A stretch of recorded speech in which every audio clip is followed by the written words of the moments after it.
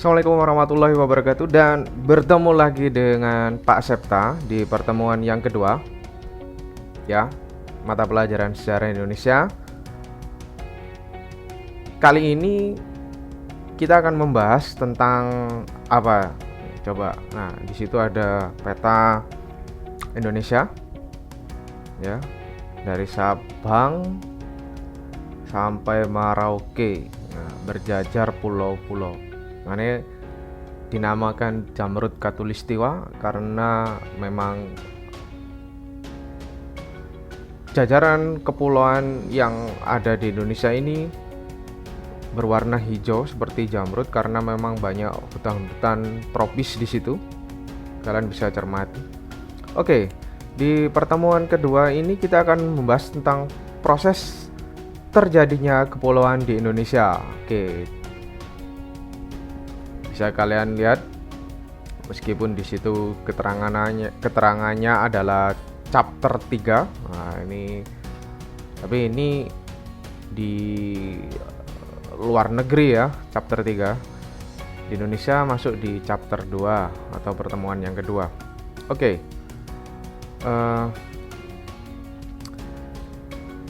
Nah,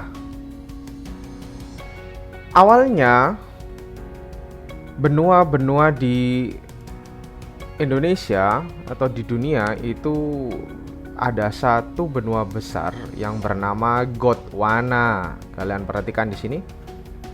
Ya, Gondwana. Ini adalah benua besar. Bisa dilihat di situ 390 miliar years ago atau 390 juta tahun yang lalu. Situ ya. Kita akan bergerak maju ya, 306 miliar years ago. Gondwana itu menjadi sebuah Pangea ya. Pangea ini di sini kalian bisa perhatikan Pangea. Ini nanti merupakan cikal bakar dari benua Afrika. Ya, Indonesia di mana, Pak? Wah, masih belum kelihatan Indonesia. Ada Cina Utara atau North Chinese. Bisa dilihat. Kemudian di sini Gondwana itu menjadi kutub selatan ya. Ada Madagaskar di sini dan ada Antartika. Oke, kita akan bergerak maju lagi ke masa Triasik era 237 juta tahun yang lalu. Oke, kalian bisa amati sudah mulai ada benua-benua besar di situ. Ternyata Pangea yang di masa sebelumnya tadi itu menjadi kutub selatan itu naik ya. Nih Pangea. Oke, ini ada Amerika Selatan nantinya. Ini akan menjadi India, ini Australia, ini menjadi Eropa, North Cina Utara tetap, ini Indochina, Malaya. Oh, ini berarti nanti cikal bakal Indonesia ya. Kita bergerak maju lagi. Kalau ini Triasik era, kita ke Cretaceous ya, 94 miliar years ago, 94 juta tahun yang lalu. Nah, silakan diamati dengan seksama di situ bahwa Pangea tadi sudah terpecah ya menjadi benua-benua besar. Afrika nih kalian bisa lihat ya. Kemudian India, Antartika, ada Australia, ada Papua. yang masih belum muncul ke permukaan, masih di dalam lautan ya, di laut dangkal. Indonesia di mana, Pak? Belum ada. Ya, itu Cina, Indochina, North Chinese, North Cina Utara sama Eurasia. Ini Amerika Utara. Nah, Indonesia belum ada. Arabia juga masih belum muncul ke permukaan, masih di laut dangkal. Kita bergerak maju lagi. Miosin, era Miosin 14 miliar years ago, 14 juta tahun yang lalu. Oke, ini sudah mulai berdiri sendiri ya. Meskipun di situ kita bisa lihat Indonesia masih menyatu dengan benua Asia. Ada Amerika Utara, Amerika Selatan, Afrika, Arabia, Eropa juga belum sepenuhnya muncul ya, masih banyak lautan di sini. Kalian bisa lihat nih, Arabia.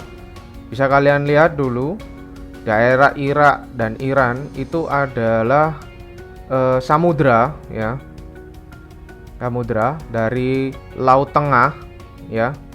Jadi dulu ada istilah bulan sabit subur karena memang di situ merupakan tanah yang subur ya. Oke. Nah, modern world, dunia saat ini semuanya sudah muncul ke permukaan. Indonesia sudah terpisah dari benua Asia. Papua juga sudah terpisah dari Australia. Ini Madagaskar yang tadi. Kemudian Afrika, Eropa juga sudah mulai muncul ke permukaan. Amerika Utara, ini Arktik atau Kutub Utara. Yang bawah ini adalah Antartika. Nah, untuk lebih jelasnya bagaimana perkembangan bumi ya, perubahan-perubahan, pergeseran-pergeseran benua, kita akan simak tampilan video berikut ini.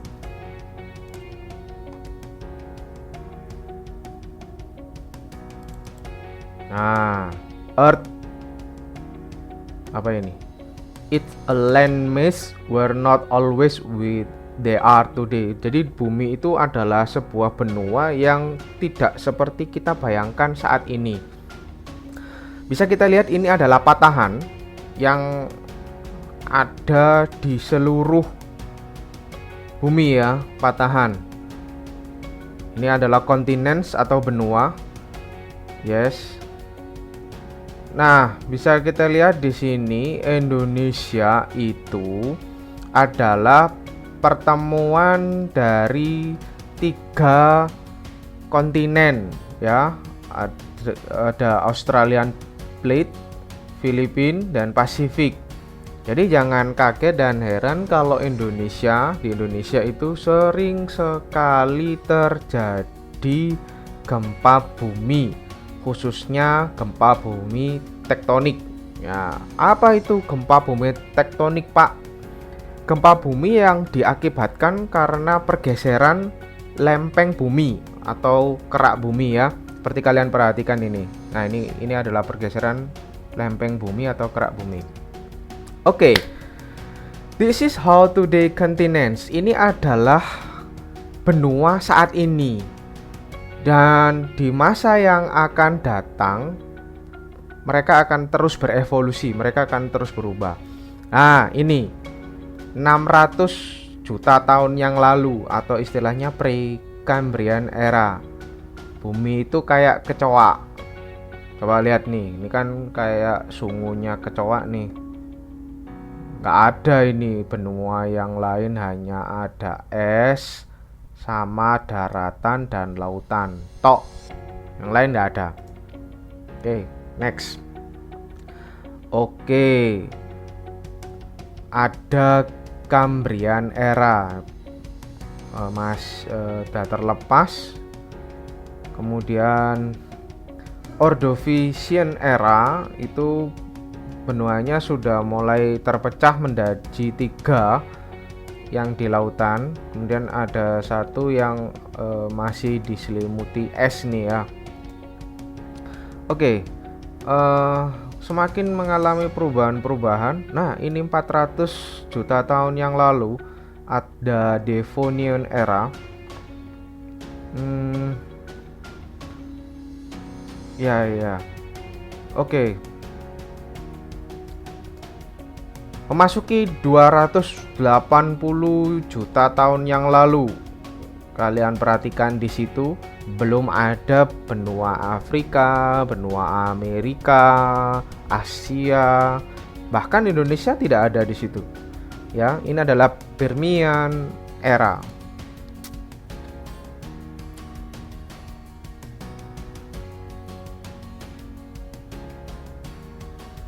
Oke. Setelah Permian era, kita memasuki Triasik era, 240 juta tahun yang lalu. Ya, sudah terbentuk benua? Ya Pak, benua besar. Bagus. Kita lihat di situ, benua besarnya sudah mulai terbentuk ya, tetapi masih belum menunjukkan benua-benua yang sekarang kita kenal. Masih belum terlihat benua Afrika, benua Amerika, Indonesia, Asia, itu masih tidak ada ya, tidak diketahui ya. Oke, semakin ke sini, nah 200 juta tahun yang lalu itu dinamakan Jurassic era. Kalau kalian tahu film Jurassic Park, nah, Pak itu filmnya ada atau tidak? Filmnya ada, ya. Terus dinosaurusnya ada. Buktinya apa? Ini 200 juta tahun yang lalu itu kita mengenal istilah Jurassic era. Ya, jadi dinosaurus itu mereka mengelilingi bumi dengan berjalan kaki dari satu tempat ke tempat yang lain untuk mencari apa? Bagus, sumber makanan. Oke ya. Masih belum terlihat jelas di situ mana benua Afrika, Asia. Tapi cikal bakalnya sudah mulai terlihat ya. Coba kalian perhatikan yang atas ini. Ini adalah cikal bakal dari Asia nanti. Ini cikal bakal dari Amerika. Ini Eropa. Ini Amerika Selatan. Ini Afrika. Ini Australia. Ya, ini Australia. Kemudian yang kecil ini cikal bakal dari Papua. Oke. Kemudian Jurassic mengalami perubahan, dinosaurusnya punah. Kita masuk ke era berikut. Ada era Cretaceous ya. Oke. Di era Cretaceous ini di 120 juta tahun yang lalu, benua sudah mulai terbentuk. Ya, kalian perhatikan dengan seksama. Amerika Utara kita bisa lihat di sini. Kemudian Amerika Selatan dan Afrika itu dulu ternyata adalah satu benua yang kemudian terpisah karena ada pergerakan dari lempeng bumi. Ya, Asia. Indonesia mana, Pak? Belum, sabar. Nah, akhirnya benua Afrika dengan benua Amerika Selatan mengalami perpisahan ya. Bisa kita lihat di bawah ini Australia, Papua yang masih belum keluar. Indonesia mana, Pak? Oh, ini cikal bakalnya kalian bisa lihat nih. Itu cikal bakal dari benua Asia, dan ini cikal bakal dari kepulauan Indonesia. Oke, next. Nah, Eocene era 50 juta tahun yang lalu. Ternyata ya, sungai Amazon yang bisa kita lihat di Brasilia, itu dulu adalah sebuah lautan yang dia itu masuk ke benua nih. Dan gurun Sahara itu dulunya adalah juga lautan. Nah, ini cikal bakal dari Indonesia. Bisa kita lihat nih, Kalimantan, Jawa, Sumatera itu menyatu dengan Malaysia. Ya. Filipina. Ya. Itulah kenapa Indonesia itu di daerah Sumatera, Jawa, Kalimantan, hewan-hewannya itu memiliki karakteristik yang sama atau fauna asiatis.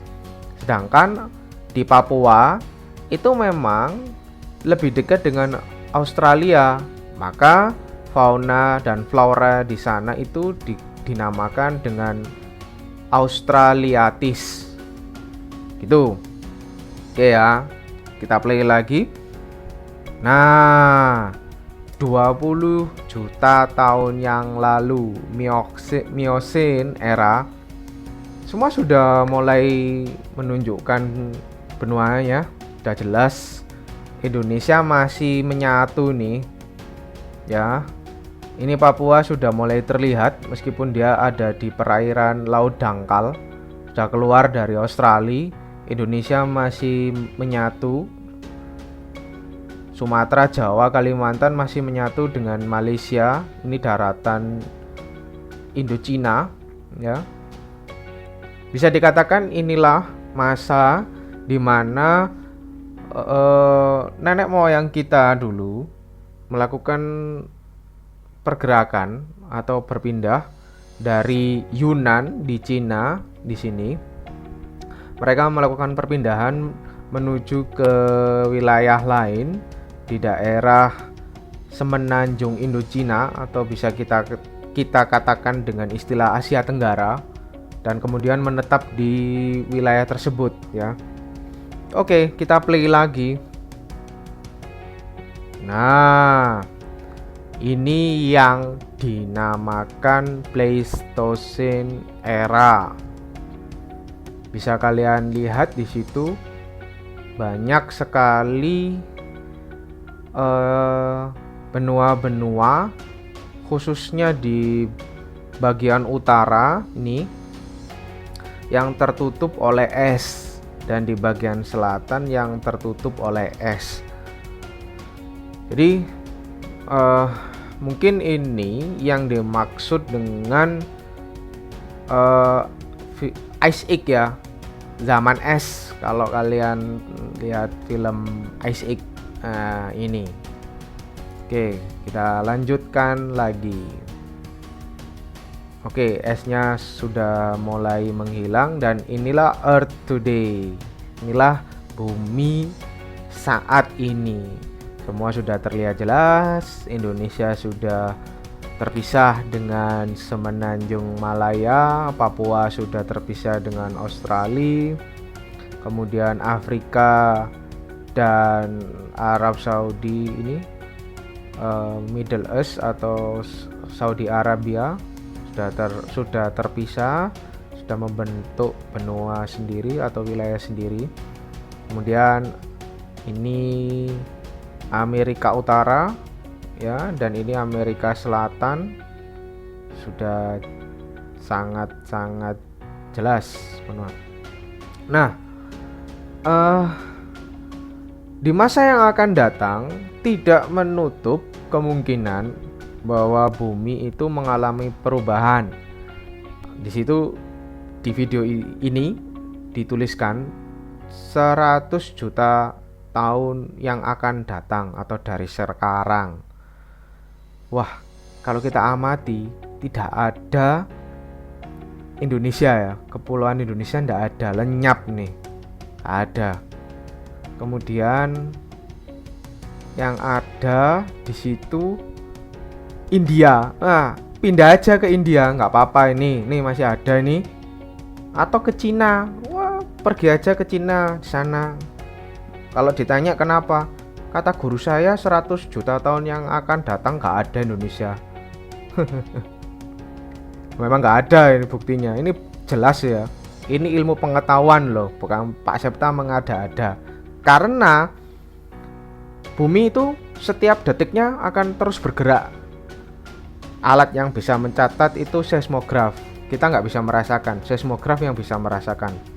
Jadi gempa itu adalah pergeseran lempeng bumi dan akan terus bergerak. Pak, kapan berhentinya? Kiamat. Kalau sudah kiamat berhenti semua. Yang kedua, kutub utara dan kutub selatan itu setiap tahun mengalami esnya itu mencair ya. Dampaknya, akibatnya adalah air laut mengalami kenaikan. Kalau air laut naik, apa yang terjadi? Tenggelam. Nah, pulau-pulau yang letaknya lebih rendah itu secara otomatis mereka akan tenggelam kalau tidak bisa menyelamatkan diri. Ya, Bangladesh itu contoh sederhana. 20 tahun, 30 tahun lagi itu akan tenggelam. Dan itu sudah diprediksi sama ilmuwan ya. Tidak bisa dibantah karena air laut akan terus mengalami kenaikan jika kutub utara dan kutub selatan itu esnya mencair. Itu jelas.